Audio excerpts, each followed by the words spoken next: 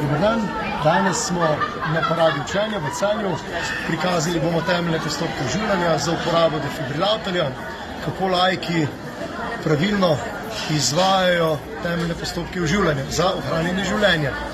Prva stvar, ki laik pristopi do poškodovanca obolelega zastrupljenca, mora preveriti varnost. Se pravi, po kratici VODDO. Varnost, odzivnost, dihalna pot, dihanje, obtok.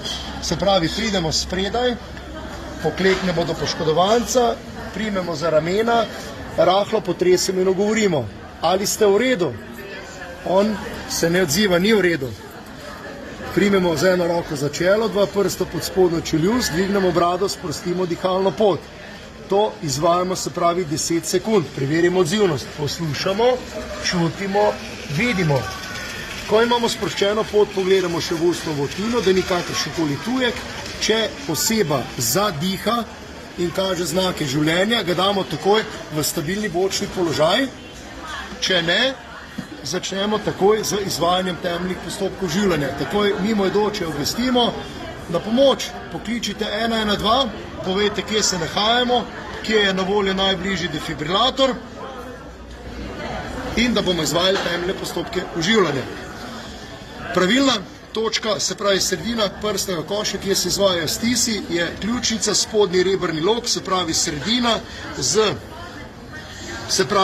eno roko peto, gremo na sredino, spodnji stegnjeni prsti z druge se prekrižajo, stegnjeni komolci, se pravi stegnjene hrbtenice in izvedemo 30 stisov.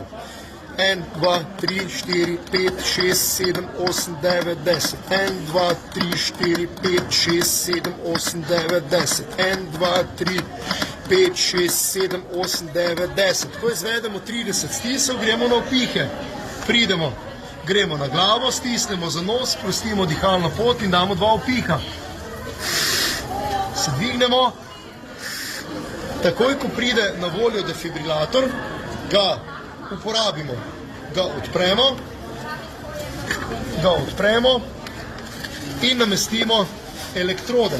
Na elektrodah tudi je narisano, kam se namesti. Ena gre pod desno pljučnico, druga gre pod levo pazduho in poslušamo defibrilator.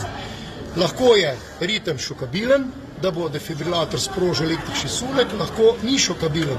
Če ni šokabilen, nas opozori in naprej izvajamo po postopku 30 stisov in 2 vpiha. Evo, hvala lepa za pozornost. Najlepša hvala vam za obrazložitev.